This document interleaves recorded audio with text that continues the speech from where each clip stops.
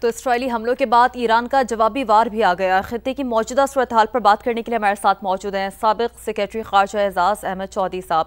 اعزاز صاحب بہت شکریہ، سب سے پہلے تو آپ نے سماع کو وقت دیا۔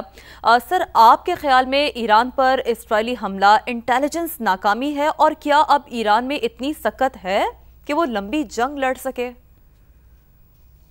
ایران کی جو انٹیلیجنس تھی وہ اس طرح نہیں کر سکی کام، اینٹیسپیٹ اس طرح نہیں کر سکی، اور اتنا بڑا ان کا نقصان ہوا۔ اور بہت سارے لوگوں نے تو یہ بھی کہنا شروع کر دیا کہ شاید اب ایران کے پاس وہ سکت نہیں ہے۔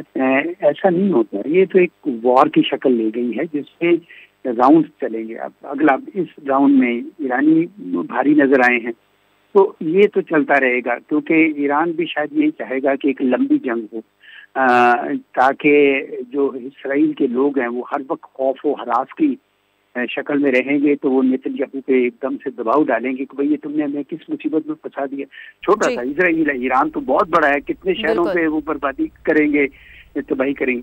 تو اس وجہ سے میرے خیال میں ایران جو ہے وہ اس کی ریزیلینس کو انڈر ایسٹیمیٹ نہیں کرنا چاہیے۔ اور میرا تو یہی ہے کہ یہ ایران چاہے گا کہ تھوڑا سا اس کو لٹکایا جائے تاکہ اسرائیل کے اندر اتنی زیادہ پریشانی ہو جائے۔ دوسری طرف اسرائیل کا یہ خیال تھا کہ شاید ان کی جو رجیم ہے وہ پاپولر نہیں ہے ایران میں، تو اس طرح کے ان کے کچھ گمان تھے، تو شاید یہ ایک دم سے بیٹھ جائے۔ ایسا نہیں ہوا، اور وہ انہوں نے بالکل جواب دیا ہے۔ تو میں سمجھتا ہوں کہ اسرائیل نے بہت غلطی کی ہے اتنا بڑا قدم اٹھا کے۔ تو صورتحال اعزاز صاحب ایک لمبی جنگ کی جانب بڑھتی ہوئی بھی نظر آ سکتی ہے ہمیں۔ اچھا اعزاز صاحب، یہ بتائیے گا کہ اسرائیلی حملے کے بعد کیا ایران میں عدم استحکام کا خدشہ ہے؟ کیا ایران کی ٹیکنالوجی اسرائیل کا مقابلہ کر سکے گی؟ جی بالکل، خطہ تو عدم استحکام کا شکار ہو جاتا ہے جب دو ملک آپس میں بڑھ جاتے ہیں۔ یہ دیکھنا یہ ہے کہ اسرائیل جو ہے وہ کس حد تک جائے گا۔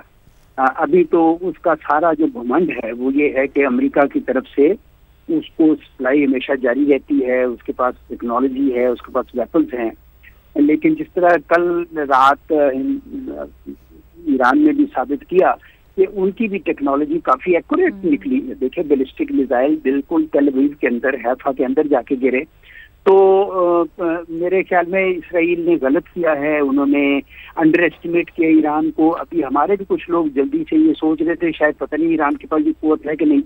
تو میں سمجھتا ہوں کہ ایران ایک بڑی ریزیلینٹ قوم ہے اور وہ لڑنا جانتی ہے۔ 10 سال کی جنگ لڑی تھی انہوں نے عراق کے ساتھ، اس وقت بھی انویژن عراق کی طرف سے ہوا تھا، صدام حسین کی طرف سے، لیکن انہوں نے جنگ لڑی تھی۔ تو اسی طرح یہ یہاں پہ بھی جنگ لڑیں گے۔ میری اپنی تو اسٹیمیشن یہی ہے کہ یہ ایران کے اندر یہ کیپیسٹی ہے کہ یہ لڑ سکتے ہیں جنگ کو۔ ٹھیک ہے، داخلی مشکلات بہت ہیں، اقتصادی مشکلات بھی ہیں۔ درست۔ تو اعزاز صاحب یہ فرما دیجئے، کیا اسرائیل نے ایران میں اپنے اہداف حاصل کر لیے ہیں؟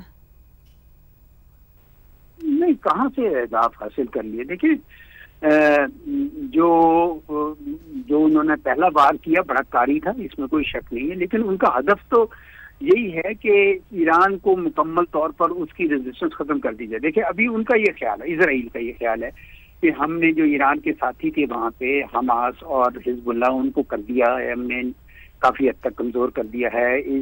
سیریا میں جو ایران کی حامی گورنمنٹ تھی، الاسد رجیم، وہ بھی جا چکی ہے۔ بہت سارے عرب ممالک ابراہم ایکارڈ میں شامل ہو چکے ہیں۔ تو اسرائیل کا یہ خیال تھا کہ اب ہمیں ریزسٹنس صرف اور صرف ایران سے آ رہی ہے، تو ایران کو اگر ہم بزور طاقت اگر ہم اس کو نیوٹرلائز کر لیں تو اس کے بعد ہمارا راستہ کھل جائے گا کہ ہم اپنا گریٹر اسرائیل بنا سکیں۔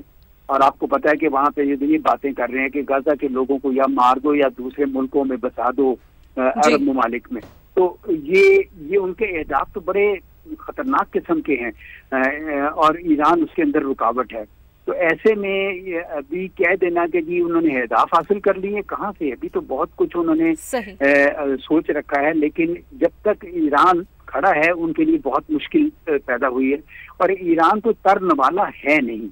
یہ میری اپنی ایسٹیمیشن ہے، میں وہاں رہا ہوں کئی سال، میں نے دیکھا ہے کہ مضبوط ملک ہے، ایسے نہیں ہوتا۔ ٹھیک ہے، وہ قیادت جو چلی گئی ہے، وہ قیادت شاید کر بھی نہیں سکی تھی وہ کام، کہ اتنی زیادہ انفلٹریشن ایرانین انٹیلیجنس کی وہاں ہو گئی تھی. صحیح. اب چونکہ وہاں پہ ایک نئی قیادت آئے گی تو مجھے لگتا ہے کہ وہ اپنی ان کمزوریوں پہ قابو پائیں گے. ٹھیک. تو اسرائیل اور ایران جنگ کے خاتمے میں سفارتکاری کتنی کارآمد ثابت ہو سکتی ہے اعجاز صاحب؟ سفارتکاری تو آپ کو پتہ ہے کہ ہمیشہ ہی ضروری ہوتی ہے ایسے موقعوں پر. آپ نے دیکھا کہ چین کی جو اسٹیٹمنٹ تھی اس میں انہوں نے یہ بھی لکھا ہوا ہے کہ جہاں یہ کہا ہے کہ تحمل، اور جہاں یہ بھی کہا ہے کہ چین اپنا کوئی کردار ادا کرنے کو تیار ہے. اسی طرح میں نے سعودی عرب کی جو اسٹیٹمنٹ دیکھی ہے اس میں بھی وہ کوشش کر رہے ہیں کہ معاملات کو ٹھنڈا کیا جائے. میرا خیال ہے ایران، امریکہ بھی شاید یہ چاہے گا الٹیمیٹلی، اگر انہوں نے دیکھا کہ اسرائیل کی بات نہیں بن رہی تو وہ بھی چاہیں گے کہ بھئی معاملے کو کسی نہ کسی طریقے سے اب روکا جائے.